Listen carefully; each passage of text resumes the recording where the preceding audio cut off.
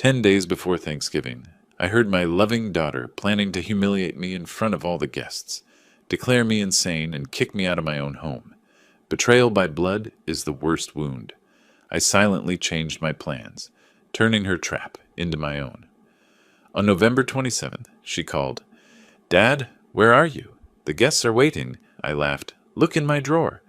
What she found made her scream, and her whole world fell apart. Justice is sweet when revenge is cold as calculation. Before we continue, please subscribe to the channel and write in the comments what time it is where you are now. The doctor's appointment ended 40 minutes early. I pulled into my driveway at 3:15 instead of 5, cutting the engine and sitting there a moment in the November heat. Scottsdale in autumn, still pushing 85 degrees, the sun bleaching everything pale. My knees ached from the drive. 68 years of living leaves its marks. I grabbed my keys and entered through the side door, the one that opens into the laundry room, quieter than the front. My shoes came off by habit. Jennifer hated when I tracked dust through the house. Her house now, apparently, though I didn't know that yet. Voices drifted down from upstairs, my office. Jennifer's laugh first, that particular sound she makes when she's pleased with herself. Then Brian's deeper rumble, words I couldn't quite catch. I paused at the bottom of the staircase, hand finding the railing. Oak, solid. I'd refinished it myself 15 years back. Jennifer's voice came clearer now. "Dr. Phillips signed everything. The assessment confirms progressive dementia. By Thanksgiving, we'll have the guardianship hearing scheduled." My hand tightened on the wood. Brian's response carried through the quiet house. "And the house transfer documents? Once he's declared incompetent, you'll have full control. 680,000. We can finally pay off my debts and start fresh." The blood drained from my face. I felt it happen, that cold wash moving down through my chest. Jennifer again, casual as discussing the weather. "The old man doesn't suspect a thing. He still thinks I'm his devoted daughter. 2 more weeks and this house is ours." I stood frozen. An engineer's mind is trained to process information systematically. Load calculations, stress points, structural integrity. My brain applied those same principles now. They were planning to strip me of everything. The house I'd bought with my late wife. The independence I'd guarded fiercely through 2 years of widowhood. My dignity. Footsteps crossed the office floor above. I moved backward, silent, each step measured. Back through the laundry room, out the side door, into the garage. I sat in my car with the door closed and stared at the steering wheel until my breathing normalized. 20 minutes, maybe. Could have been an hour. When I finally went inside, they were in the kitchen. Jennifer looked up, smiling. That smile I'd trusted for 38 years. "Dad, how is the doctor?" I manufactured a smile in return. "Fine. Just routine checkup. How was work today, sweetheart?" She turned back to the cutting board, chopping vegetables. "Oh, same old boring insurance claims. Hey, you're still planning to host Thanksgiving here, right? I've invited some friends." I nodded, said nothing, sat down at the table. Brian glanced at me, something flickering behind his eyes. Suspicion, guilt. I chewed slowly, watching them both, forcing myself to swallow. That night, I waited. Their bedroom door closed at 10:30. I listened to the house settle, the familiar creaks and whispers of a structure I knew intimately. At midnight, I dressed in dark clothes, old habit from my Navy years, and moved through the kitchen to the trash bins outside. 3 bags. I went through each one, methodical. Coffee grounds, vegetable peels, junk mail. Then in the recycling bin, crumpled between pizza boxes, papers, legal papers. I smoothed them out under my small flashlight, hands shaking despite my efforts at control. Petition for emergency guardianship and conservatorship in the matter of Robert James Gray, an alleged incapacitated person. I sat on the cold garage floor, holding this thing, reading my daughter's handwriting in the margins. One phrase circled in red ink. Subject demonstrates significant cognitive decline and poses danger to self. Lies. Clinical, calculated lies. I don't know how long I sat there. Long enough for my legs to go numb. Long enough for the rage to crystallize into something colder, sharper, useful. At 2 a.m, I stood, folded the document carefully, placed it in my jacket pocket. Tomorrow, I'd need answers. Tomorrow, I'd need a plan. I walked toward the house, stopped at the door, looked back at my car. 8 days until Thanksgiving. 8 days until they planned to destroy me. My jaw tightened. I opened the door and stepped inside. Dawn light crept through the bedroom blinds, turning everything gray gold. I hadn't slept. Couldn't. The guardianship petition lay spread across my small desk like evidence at a crime scene, which I supposed it was. My engineer's mind had been working all night, analyzing, calculating, building solutions the way I'd once built bridges and office complexes. I pulled out a fresh notebook, began writing lists. Assets, vulnerabilities, timeline. The house, my house, valued at $680,000. Jennifer and Brian had lived here rent-free for 2 years. I did the math automatically. $2,000 monthly market rent times 24 months equals $48,000 they owed me. But they weren't planning to pay. They were planning to take everything. The safe in my closet held the real ammunition. I worked the combination, Emily's birthday still after 3 years of her being gone, and pulled out the documents. Deed to the house, in my name only. Bank statements, will. Everything Jennifer and Brian had probably already copied during their 2 years of unrestricted access. They'd had time to prepare. That much was obvious. I spread it all out, cross-referencing the guardianship petition. They had medical records somehow obtained from Dr. Phillips, probably witness statements ready, legal documents prepared in advance. This wasn't impulsive. This was calculated, methodical, almost professional. My engineering background kicked in properly then. Every problem has a solution. Every structure has weak points. If they wanted the house, I'd remove the house from the equation. Simple. Sell it before the guardianship hearing could happen. I pulled out my laptop, searched Arizona guardianship proceedings timeline. The results loaded slowly, rural internet, even in Scottsdale. 2 to 3 weeks after filing, typically. They'd mentioned Thanksgiving as their target date. That gave me 8 days maximum. Maybe less if they'd already filed and I just hadn't been served yet. 2 years, I muttered to the empty room. 2 years I gave them a home, and this is how they repay me. I paused, staring at the petition. Fine. They want to play legal games? I built structures for 40 years. I know about foundations and how to demolish them. At 8 o'clock, I made my first call. Notary Public Office in Phoenix. The woman who answered sounded young, efficient. I requested an emergency appointment to verify property ownership and review my selling rights. She had an opening at 10:30. I photographed every page of the guardianship petition with my phone, uploaded them to an encrypted cloud folder Emily had helped me set up years ago. Then I crumpled the original, exactly as I'd found it, and returned it to the recycling bin. They couldn't know I'd discovered their plan. That was critical. On my notepad, I created a timeline. Today, November 18th to Thanksgiving. November 27th. 9 days. I subtracted 1 for safety margin. 8 days to sell a house. Insane. Probably impossible. But I'd done impossible before. Arizona property law loaded on my screen. I scanned through the sections, legal language I'd learned to parse from decades of construction contracts. There, Clause 33.2.1. Property owner retains full rights to sell until court officially declares incompetence. The guardianship petition wasn't a court order. It was just a petition. I was still in control. Legally, anyway. Jennifer and Brian emerged from the guest bedroom at 9. I'd made coffee, positioned myself at the kitchen table with the newspaper spread before me, the picture of routine. Dad, you okay? You look tired. I glanced up at Jennifer, let my face show appropriate fatigue. Doctor appointment yesterday tired me out. Nothing serious. You two have plans today? Brian watched me with narrowed eyes. You sure you're all right? You seem different. I manufactured a flat smile. Just thinking about Thanksgiving. Big family dinner. Should be memorable. They left for work at 9:30. Brian's truck rumbling down the driveway. I watched through the window until they turned the corner. Then I grabbed my documents and headed for Phoenix. The notary office occupied a strip mall between a nail salon and a tax preparation service. Rebecca Pierce met me in a small conference room, professional in a gray suit, maybe 50. She reviewed my deed with careful attention. Mr. Gray, this deed shows you as sole owner. You have complete right to sell, but such a quick timeline, She looked up at me. May I ask why the urgency?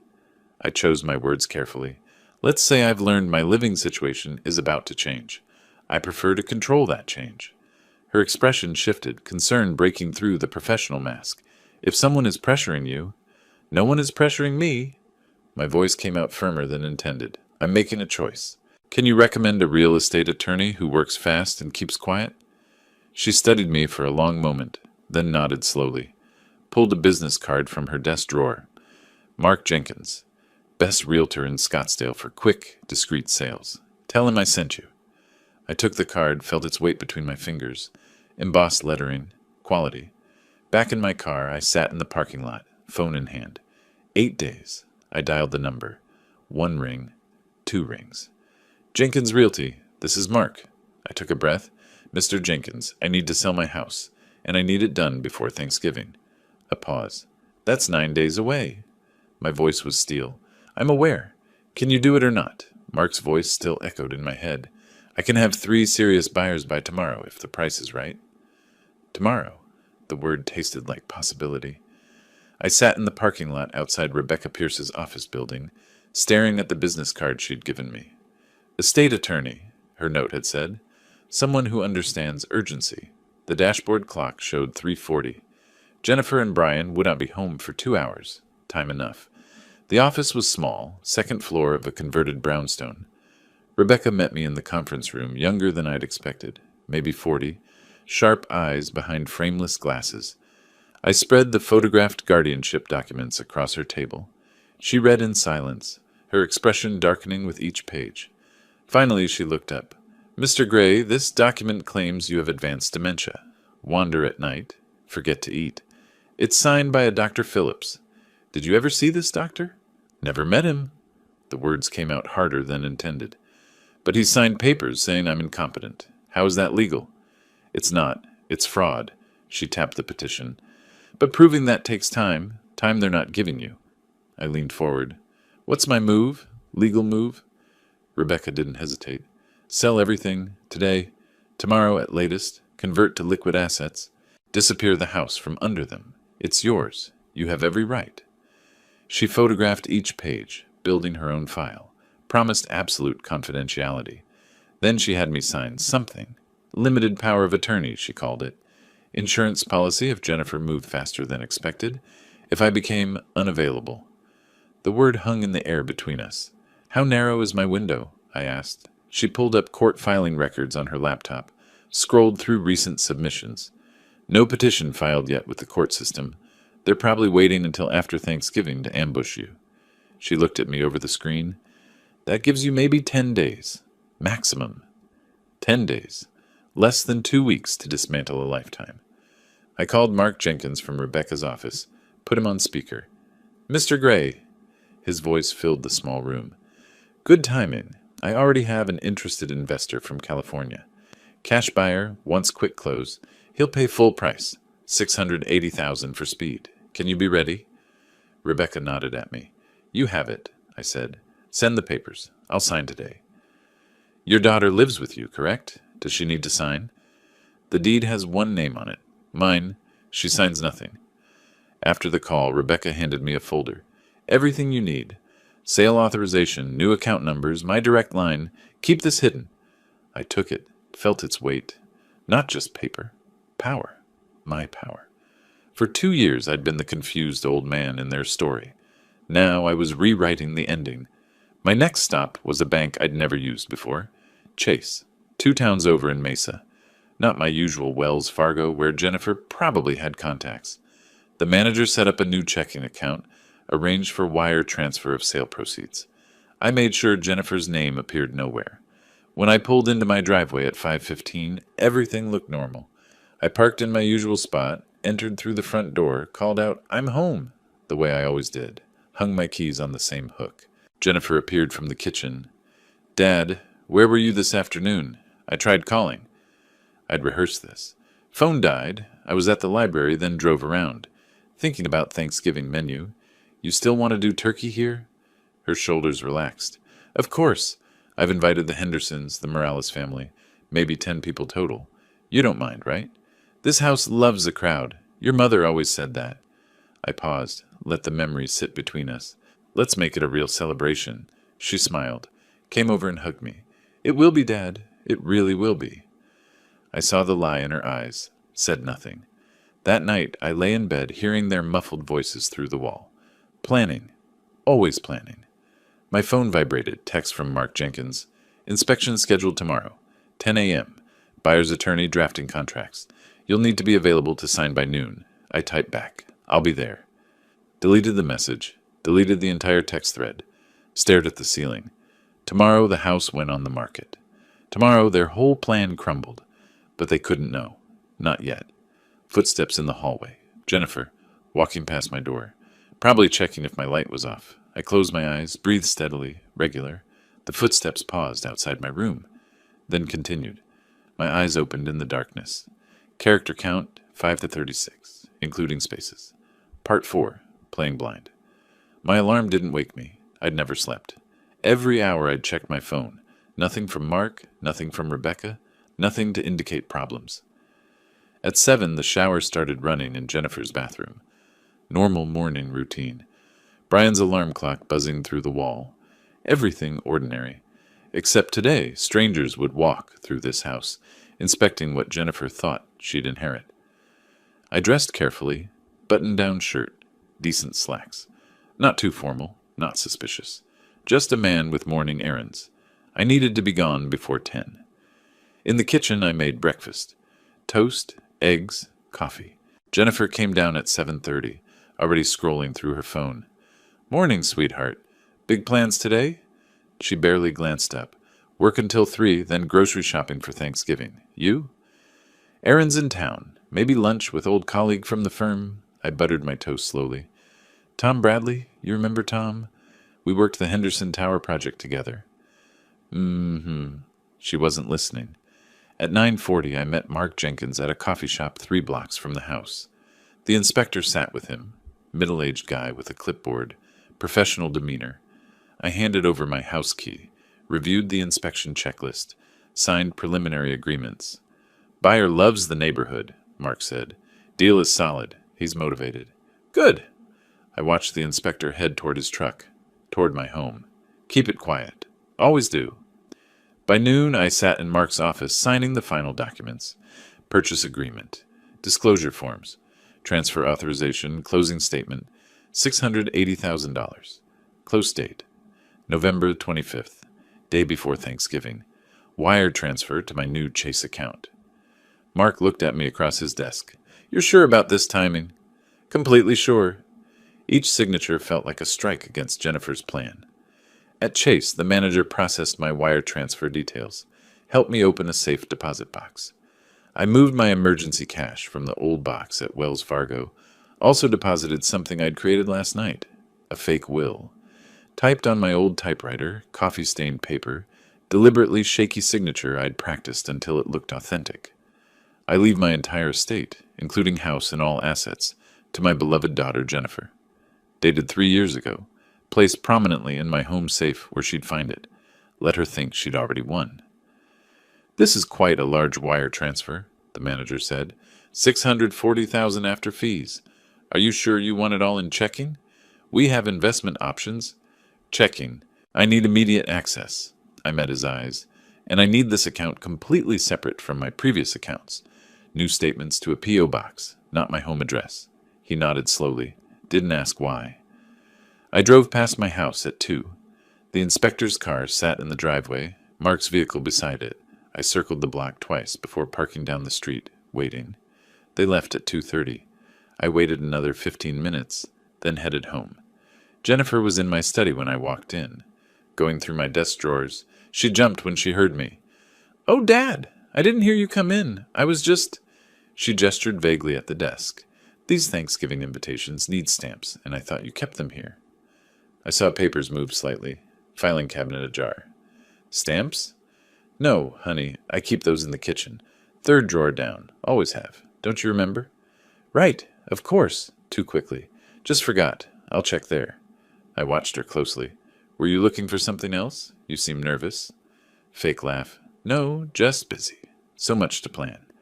Hey, are you okay with 10 guests? Maybe 12? However many you want, sweetheart. I kept my voice gentle. This is your celebration, too? She left quickly. I heard her in the kitchen rattling drawers for appearance. Brian came home at 6, found me reading the newspaper in the living room. Robert, where were you all day? Jennifer said you were gone for hours. Errands, bank, lunch with Tom Bradley. You remember Tom from my engineering days? We talked about old projects. I turned a page casually. Boring stuff. Tom Bradley, right. I saw him file the name away. Planning to check, probably. Let him. Tom was real enough. Retired now, living in Tucson. We'd worked together 30 years ago. The lie had enough truth to hold. After they went to bed, I went to my safe. Removed my real will, everything to charity, the way Emily and I had planned. Replaced it with the fake. Placed it where Jennifer would see it immediately if she searched again. Which she would. Late that evening, I heard her voice through the wall. On the phone, words carrying in the quiet house. Found his will in the safe. Everything to me, just like Mom promised. The house, the accounts, all of it. Pause. Laughter. No, he's clueless. Still planning the turkey menu. I stood in the hallway listening. My phone vibrated.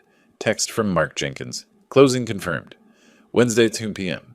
Buyer's funds already in escrow. This is happening. Wednesday at 2, the house became someone else's. Wednesday at 2, Jennifer's plan died.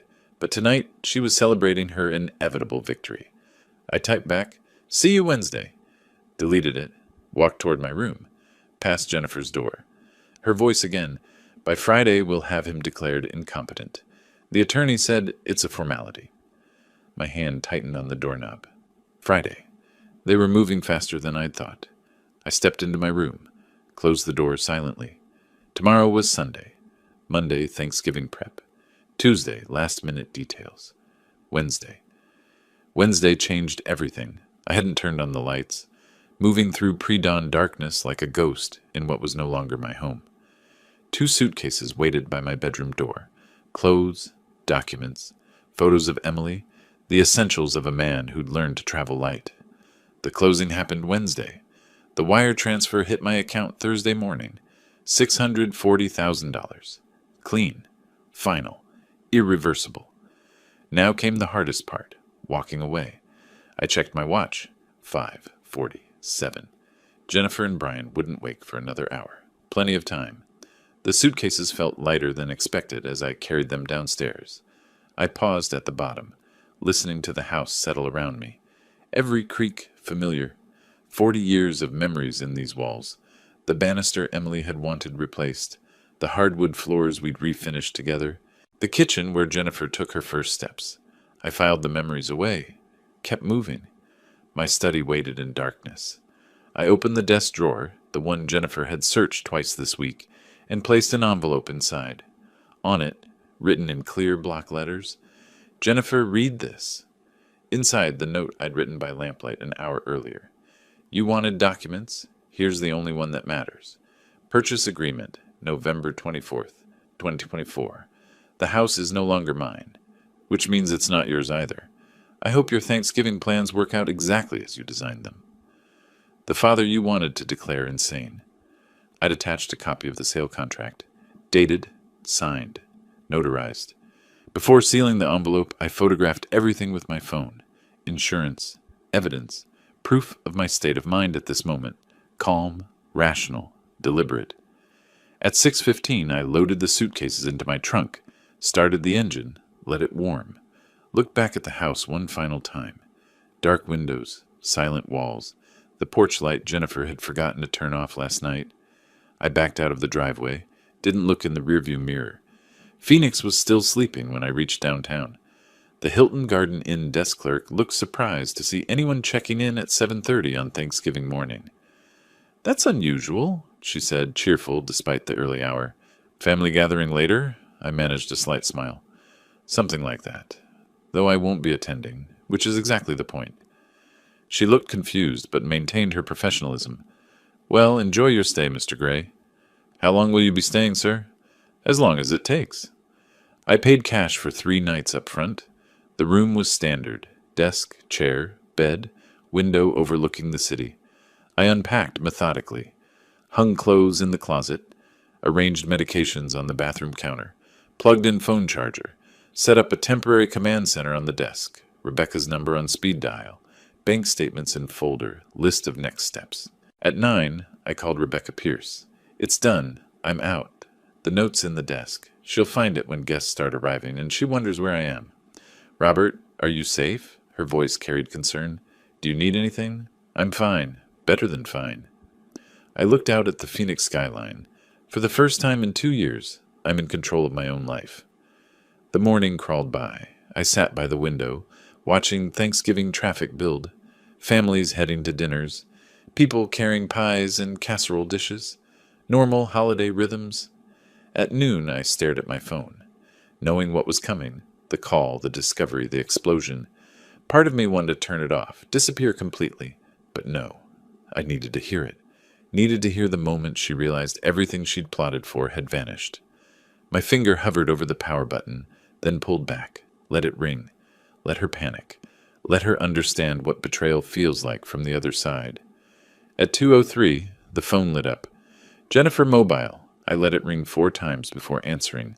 Dad, where are you? False sweetness, strain underneath. Guests are here. The Hendersons just arrived. Everyone's asking about you. I'm exactly where I need to be, Jennifer. Away from you. Her voice rose, panic creeping in. What? Dad, this isn't funny. You promised you'd be here. We have turkey, we have... I cut her off. Check my desk drawer, top right. There's an envelope with your name on it. Read it. Then you'll understand exactly where things stand. Desk drawer? What are you... Background noise. Brian asking questions, guests murmuring. I held the phone away from my ear, listening to her footsteps. She was walking. I could tell by the rhythm of her breath, the background noise changing. Footsteps on hardwood. My study. I imagined her hand reaching for the drawer, pulling it open. The rustle of paper. She'd found the envelope. Dad, there's something here with my name. What is this? Her voice uncertain now, the false sweetness cracking. I closed my eyes. Open it, Jennifer. Read every word. Silence. The sound of paper tearing. Then nothing. 5 seconds. 10. I counted them. At 15 seconds, I heard her breath catch. At 20, a sound that might be a gasp or a sob. At 25, her voice came back, barely a whisper. No, this can't. Then louder, sharper. Brian, get in here now. I pulled the phone from my ear. Even at distance, I heard her screaming. I held the phone away from my ear. Even at distance, Jennifer's voice shredded through the speaker. November 24th. He sold it, November 24th. While we were... Her words dissolved into incoherent sounds. I brought the phone back, spoke calmly into the chaos. Jennifer, I can hear guests in the background. You might want to have this conversation privately. Her breathing ragged, desperate. You can't do this. You can't just... Then Brian's voice sharp. Give me the phone. Jennifer, give me... Fumbling sounds. Brian came on the line. Robert! Aggressive, almost a shout. What the hell did you do? Jennifer's talking about some sale. This is insane. I set the phone on speaker, positioned my iPad nearby, started voice memo recording, capturing everything. What I did was protect my assets from thieves. The house sold Wednesday. Closed escrow. Money's in my account. It's over. Over? You think you can't just... I can. I did. And Brian, I'm recording this conversation, so choose your next words carefully. A pause, then barely controlled rage. You were manipulated. Someone took advantage of you. We can prove you weren't in your right mind. I almost laughed. Bitter sound. Really? Because I have psychiatric evaluations from 3 separate doctors confirming perfect cognitive function. Dated last week. How many doctors do you have saying otherwise? Oh, right. 1, who never actually examined me. Dr. Phillips, wasn't it? Where are you right now? We need to handle this face-to-face, like men. Like men? You mean like the man who planned to have me declared insane? Or like the man who forged medical documents? I'll pass on that conversation. His voice dropped, threatening. You're making enemies, old man. Dangerous enemies. I already had enemies. I just didn't know they lived in my house. I ended the call, stopped the recording, saved it to cloud storage, encrypted folder, then blocked both their numbers, but not before screenshotting contact info, call logs, previous texts, Evidence trail for Rebecca. I poured water from the minibar, hands steady, sat by the window overlooking Phoenix, watched Thanksgiving afternoon traffic, processed what had just happened. No regret, only grim satisfaction. I texted Rebecca. They know, reaction as predicted. Jennifer hysterical, Brian threatening, recorded everything. What's next? Her response came fast. Stay where you are, don't engage further. I'll handle any legal moves they make. 2 hours passed. I organized files on my laptop, began documenting the timeline. Every conversation, every meeting, every piece of evidence showing my competency, building the counter-narrative to whatever Jennifer would claim. At 4 p.m., Rebecca called. Robert, Jennifer just filed emergency petition. Claims you're mentally incompetent. Sale was fraudulent. She wants immediate injunction to reverse the transaction. I expected this. We're prepared. I opened my laptop, fingers moving across keys. What do we have? The psychiatric evals, the recordings, proof of her guardianship plot. Her voice was grim but confident. We have everything we need. But she's playing victim. Dutiful daughter trying to protect confused father. Some judges respond to that narrative. Then we show them the truth. The guardianship petition she was planning to file. The fake medical records. The 2 years of free housing while plotting to steal everything. That's not a dutiful daughter. That's a con artist. Exactly what I planned to argue. But Robert? This gets uglier before it gets better. She's fighting for her survival now. People do desperate things when cornered. Let her try. I'm done being anyone's victim. The sun was setting when my phone buzzed. Unknown number. I hesitated, then answered. Jennifer's voice. Completely different now. No tears, no hysteria. Pure venom. You think you're clever? You think this is over? I'll prove you're incompetent. I'll prove you were manipulated. And when I do, everything reverts to your estate, which I control as your guardian. You just delayed the inevitable, old man, and made it so much worse for yourself. See you in court, Jennifer. You'll regret this, I promise you. I hung up, blocked the unknown number, but her words echoed in the quiet hotel room. Evening settled over Phoenix. I stood at the window, watching city lights blink on. My phone lay silent on the desk, all hostile numbers blocked. But I knew they were out there, planning. Jennifer with her emergency petition, Brian with his threats. I opened my laptop, began writing a detailed account of the last 10 days. Every conversation, every document, every move they made, everything I countered. Rebecca needed ammunition for Monday. I typed steadily, methodically. 2 hours passed. 3. At 9 p.m., email arrived from Rebecca. Discovery documents attached. Jennifer's petition claims you showed confusion, memory loss, inability to handle finances for 6 months. She has witness statements. Brian, naturally, and someone named Dr. Phillips. I read the lies, each one more brazen than the last. I replied, I have recordings proving the opposite, and evidence Dr. Phillips never examined me. Send me your strategy for Monday. Hit send. Kept typing. Outside, Thanksgiving night wrapped around the city, families finishing dinners, watching football, sharing gratitude. I typed my truth into the darkness. The real battle started Monday. But tonight, I built my arsenal. December brought gray skies and colder truths. I sat in my hotel room, now extended to monthly rate, reviewing Rebecca's latest email. The Monday hearing had gone well. Judge Hayes denied Jennifer's emergency petition, found no immediate evidence of incompetency.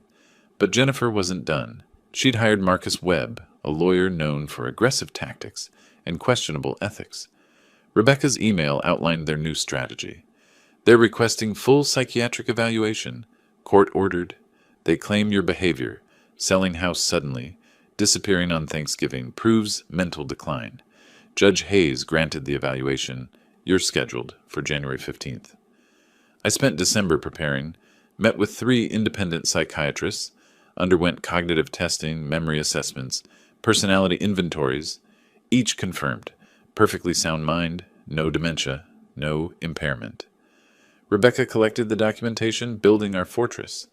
Meanwhile, Marcus Webb escalated, filed motion claiming I'd stolen family heirlooms, Emily's jewelry, requested police investigation. Detective Carter called me on a Tuesday morning. Mr. Gray, we received a report about possible theft of valuable items from family home. I met him at the station that afternoon. Brought proof. Photos of Emily wearing the jewelry in the 1980s. Wedding gifts I'd purchased. Insurance policies in my name. Receipts showing $8,000 spent in 1985. Will showing items left to me. Carter reviewed everything, closed his notebook. Mr. Gray, this is pretty comprehensive. Why would she claim theft if... Because she's desperate. The guardianship scam failed. The house is gone. Now she's trying criminal charges. It won't work. Case closed within 48 hours. No theft occurred. January 15th arrived cold and clear. I appeared at Maricopa County Courthouse for the court-ordered psychiatric evaluation. Dr. Sarah Mitchell, the court-appointed expert, conducted a 6-hour assessment in a sterile examination room. Mr. Gray, your daughter claims you sold your house impulsively without understanding consequences. Walk me through your decision-making process. I answered with an engineer's precision. There was nothing impulsive about it. On November 17th, I discovered my daughter and son-in-law planning to have me declared incompetent through fraudulent medical documents. I verified my legal rights, consulted an attorney, and executed a lawful sale of my property. That's not confusion. That's self-preservation. You recorded conversations without their knowledge. Some might call that paranoid behavior. I call it evidence collection. When someone plots to strip you of your rights, documentation isn't paranoia. It's necessity. Every recording I made was legal under Arizona's one-party consent law. She made notes. And you felt threatened enough to leave your home permanently? I felt betrayed enough to remove their weapon. The house was their target. I eliminated it. January the 22nd. Dr. Mitchell's report filed with court. I sat with Rebecca in her office as she read aloud. Subject demonstrates superior cognitive function for age. Recent actions, selling property, relocating, show clear rational planning. No evidence of dementia, confusion, or impairment. Subject's decision-making capacity fully intact. Rebecca looked up, smiling. Robert, this is complete vindication. Mitchell's report destroys their case. Judge Hayes will dismiss. No question. Good. Now we file our countersuit. I want compensation for 2 years of them living rent-free in my house. I want damages for defamation, false police reports, emotional distress. She hesitated. That's aggressive. Are you sure you want to? I cut her off. They tried to steal my life. Now they pay for it. Literally. The hearing came quickly. Judge Hayes sat behind his bench, reading the verdict with obvious impatience. After reviewing Dr. Mitchell's comprehensive evaluation, this court finds no evidence of mental incompetency. Mr. Gray's actions, while perhaps unusual, were rational responses to perceived threats. Petitioner's motion is denied. Case dismissed. Marcus Webb stood. Your Honor, we request. Judge Hayes raised his hand. Mr. Webb, your client has wasted this court's time with baseless accusations. Be grateful I'm not sanctioning her for frivolous litigation. We're done here. In the hallway afterward, Rebecca opened her briefcase, showed me Jennifer's probable next move, lawsuit, claiming I'd financially exploited myself. Creative legal theory. I laughed. Bitter. Cold. She doesn't know when to stop. People rarely do when they're losing everything. I pulled out my phone, played the recording from November 17th. Jennifer's voice. The old man doesn't suspect a thing. Rebecca listened, her face hardening. That's conspiracy to commit fraud. We can file criminal referral. Do it. No more defense. Only offense now. I walked out of the courthouse into January cold. Judge's dismissal should have felt like victory. Instead, it felt like intermission. My phone buzzed. Unknown number. Mr. Gray? This is Officer Linda Martinez, Phoenix PD. We received a report that you've been making threatening calls to Jennifer Thompson. She's filed for restraining order. We need you to come to the station for questioning. I stopped walking, stood on courthouse steps. Officer, I haven't contacted Jennifer since Thanksgiving. I can prove it. Phone records, witness statements. Still need you to come in, today, if possible. I closed my eyes. Jennifer wasn't just desperate. She was scorching earth. Every legal avenue blocked, so now, false police reports, restraining orders, manufactured evidence. I texted Rebecca. They filed false harassment claim.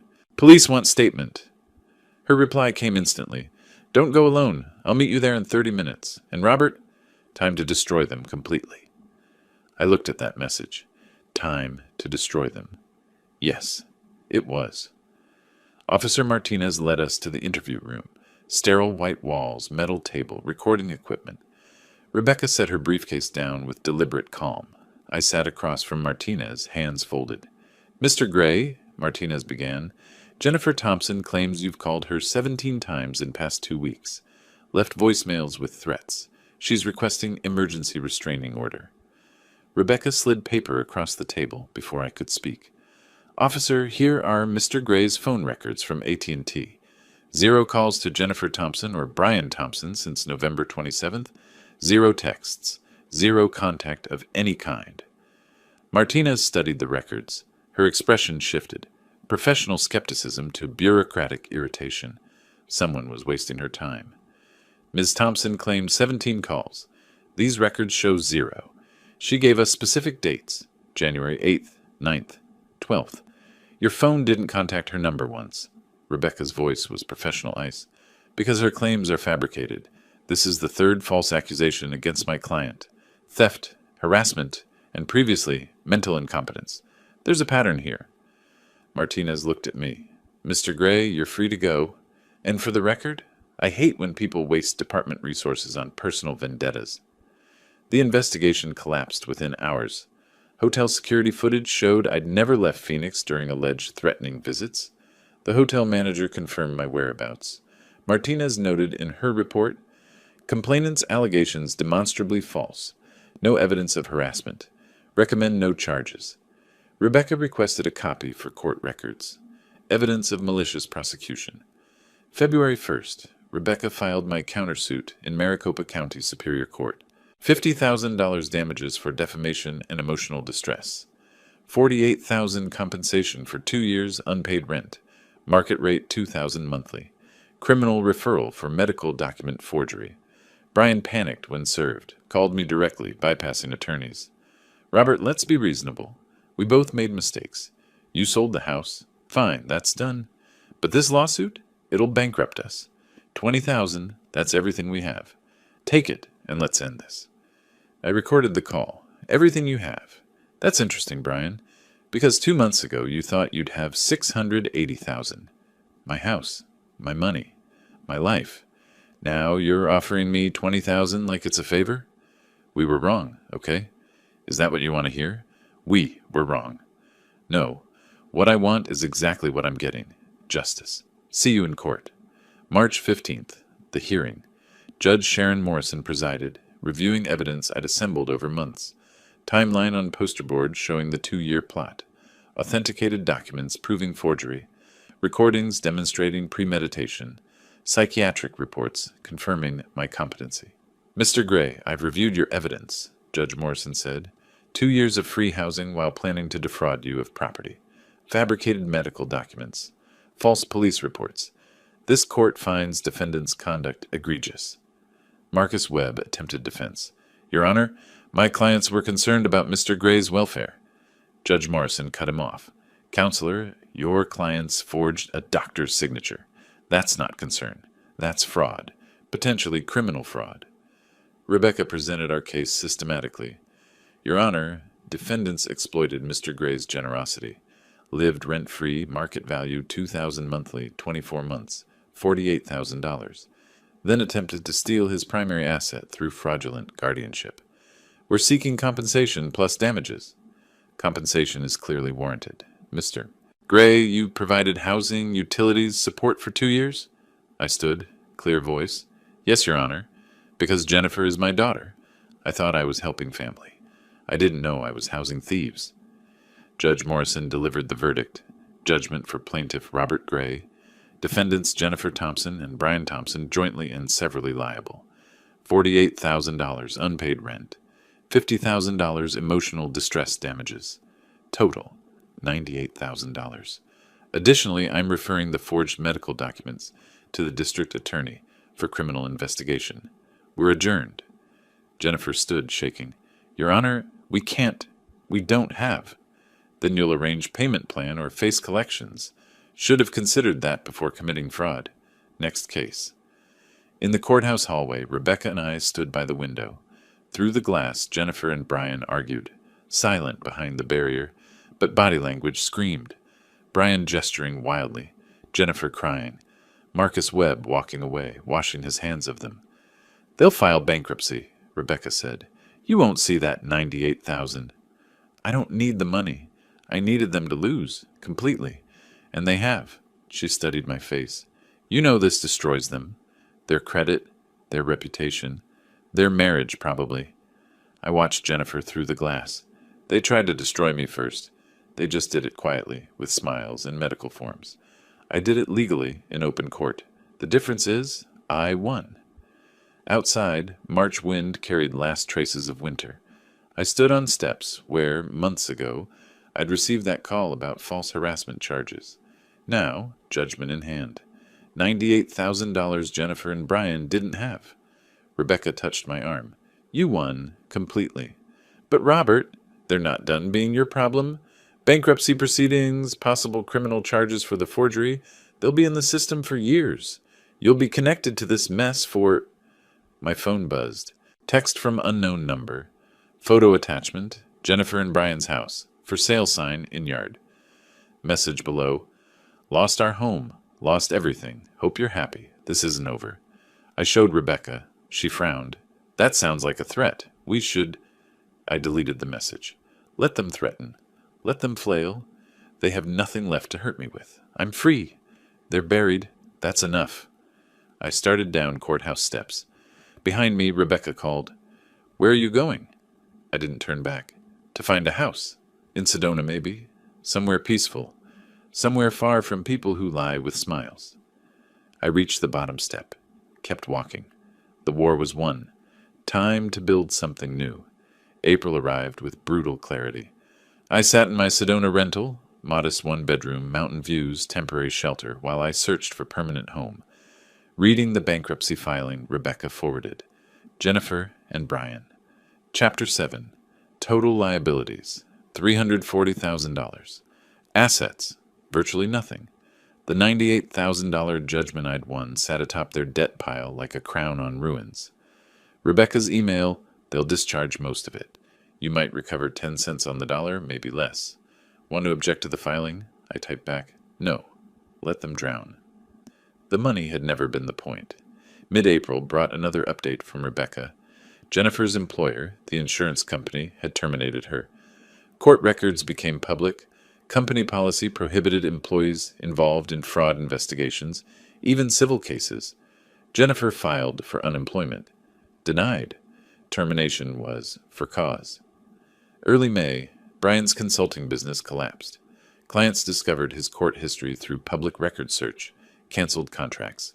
His LinkedIn profile showed seeking opportunities, code for unemployed. Rebecca's investigator reported they were 3 months behind on apartment rent. Late May, I received my first payment from the bankruptcy trustee, $347.18, partial liquidation of their remaining assets. The check memo line read, Gray v. Thompson, partial distribution. I framed it, hung it in my apartment. Not for the money, for the proof. June brought divorce papers. Rebecca forwarded Jennifer's lawyer's email, relationship destroyed by financial stress and mutual recrimination. Jennifer claimed Brian pressured her into the guardianship scheme. Brian claimed Jennifer initiated the entire plan. What do you think? Rebecca asked on the phone. I think they're both liars blaming each other for getting caught. Mid-July, final bankruptcy discharge granted. My judgment, 96% uncollectible. Total recovered, $3,800 from asset liquidation. Rebecca's voice carried resignation. That's all you'll see. They have nothing left. Perfect. That was always the goal. Leave them with nothing. I created a folder on my laptop labeled Consequences. Saved every document Rebecca sent. Termination letter, bankruptcy filing, divorce petition, payment receipts. Not from vindictiveness. From an engineer's need to document the complete structural collapse I'd engineered. In early May, during errands in Phoenix, I drove past their apartment complex. Saw their car, old Honda. Brian's truck gone, probably repossessed. Noticed a for rent sign on their unit. They'd been evicted. I felt nothing. Late June brought an envelope forwarded from my Phoenix hotel. Jennifer's handwriting, handwritten letter, tear-stained pages, begging forgiveness. Brian had manipulated her. Could I help with rent? I read it once, fed it through my shredder, watched the strips fall into trash. I started house hunting seriously in July, toured 5 properties, focused on small, efficient homes. No room for guests. No space for people who claimed to be family but acted like predators. Each time a bankruptcy payment arrived, 3 total, April, May, July, I donated an equivalent amount to elder abuse prevention charity. 347 became 350. 892 became 900, transforming their debt into protection for others. Rebecca called mid-July with an update. Brian's attorney claims your vindictive lawsuit destroyed their lives. Says you could have accepted the $20,000 settlement. Implies you're the villain here. I replied by email. Vindictive? I use the legal system exactly as designed, to remedy fraud. They destroyed their own lives the moment they forged a doctor's signature. I just made sure there were consequences. Late June, Jennifer left a voicemail. I listened but didn't respond. Dad, it's me. I know you don't want to talk, but we're being evicted. Brian left. Took what little money we had. I don't know what to do. I'm sorry. I'm so sorry. If you could just, maybe a loan? A few thousand to get back on my feet? I'm your daughter. Please. The message ended with sobbing. I deleted it. You stopped being my daughter when you called me the old man and plotted to cage me. Actions have consequences. You taught me that. Rebecca's final update came in July. Bankruptcy discharge is final. Jennifer kept her car, 15-year-old Camry, only exempt asset. Brian kept nothing. They're officially divorced. She moved to Tucson, working retail at Target. He's living with his brother in California. Separate cities, separate lives, separate failures. You sound satisfied. I sound finished. There's a difference. A text came from an unknown number. Jennifer from a new phone. Dad, I see you're in Sedona. I looked up property records. Are you buying a house? After everything, you get a fresh start, and I'm working retail, living in the studio, buried in debt that won't discharge for years? How's that fair? I read it twice. Started typing a response. Stopped. Deleted the draft. Blocked the number. Fair? She wanted to discuss fair? Fair was 40 years of providing for her. Fair was opening my home for 2 years. Fair was trusting my daughter. She gambled on my death or incapacity. Lost. Now lived with consequences. That wasn't unfair. That was arithmetic. Late July evening, I sat on my rental's small balcony, watching sunset paint Sedona's red rocks in impossible colors. My phone showed 3 block numbers, Jennifer trying different phones to reach me. Each block felt like closing a door. Final door. Permanent. My laptop displayed a property listing. 2-bedroom house, West Sedona, $320,000. Mountain views, quarter-acre lot. Small, manageable. Mine. The realtor's email waited for response. Owner accepted your offer. Escrow opens tomorrow. Congratulations on your new home. My finger hovered over reply. Tomorrow, I'd start paperwork. Tomorrow, new foundation. But tonight, I wanted to sit with this moment, the space between destruction and creation. My phone buzzed again. Same block number pattern. Jennifer's 4th attempt today. I didn't even look. Just watched the sun sink behind Thunder Mountain. Behind me, my laptop chimed. New email. Subject, final bankruptcy distribution, 147.32. I smiled. They were sending me money they didn't have, paying debts they couldn't afford, drowning in consequences they'd built themselves. And I was buying a house, in the mountains, alone, exactly as planned. The phone buzzed again. Different pattern. Rebecca, I answered. Robert, I have news. The DA's office, they're moving forward. Criminal charges for the medical forgery. Brian's being indicted. Thought you should know. I looked at the darkening sky. Even now, consequences were still unfolding. August 28th, I stood in my new living room, empty except for boxes and light streaming through windows. painting red rock views across bare walls. 2 days since closing. 2 days of sleeping on an air mattress, eating takeout, unpacking the essentials of a life rebuilt from foundation up. My phone sat on the windowsill, silent for once. No blocked numbers this morning, no Jennifer's desperate attempts. Maybe she'd finally accepted the permanent distance. Then it vibrated. I picked it up, expecting Rebecca with final escrow documents. Instead, notification from Wells Fargo. Wire transfer received, $2,400 from Jennifer Thompson. Memo. Final payment. Sold car. Please forgive me. I stared at the notification, felt nothing, transferred the money to Arizona Elder Abuse Prevention within minutes. A text arrived from unknown number. Jennifer, yet another new phone. Dad, I sent everything I have. $2,400. I sold my car. I'm taking the bus to work now. I need you to know, I'm sorry. Can we talk, please? I read it, didn't respond, screenshot it, sent to Rebecca with message. Document this. Evidence of continued contact attempts. Afternoon brought furniture delivery. Simple pieces, quality construction, everything chosen for one person's comfort. I directed movers, arranged my bedroom, set up a small office, created space that was entirely mine. No guest room, no accommodation for family, just my sanctuary. Evening, I sat on the back deck watching sunset over red rocks. Phone buzzed, another text from Jennifer. I see you read my message. I know you did. Just one conversation.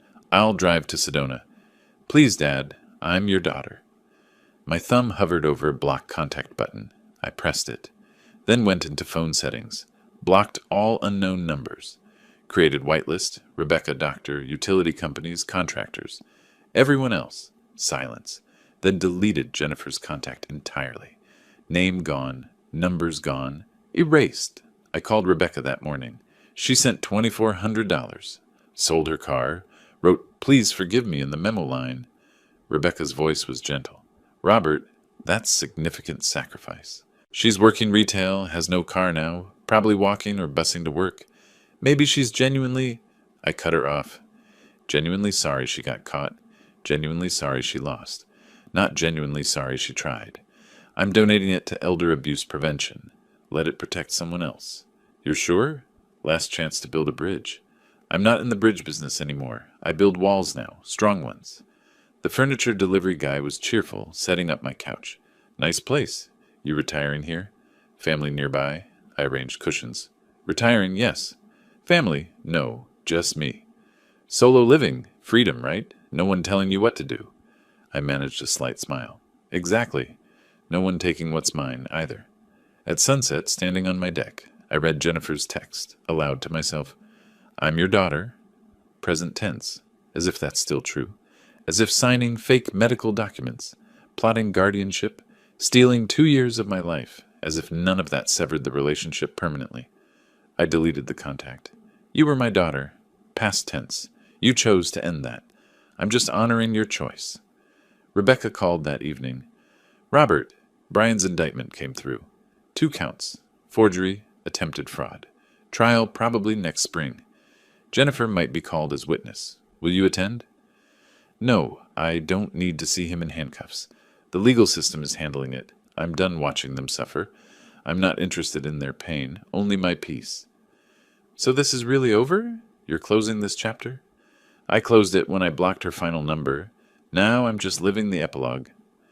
I unpacked boxes methodically. Clothes in closet, dishes in kitchen.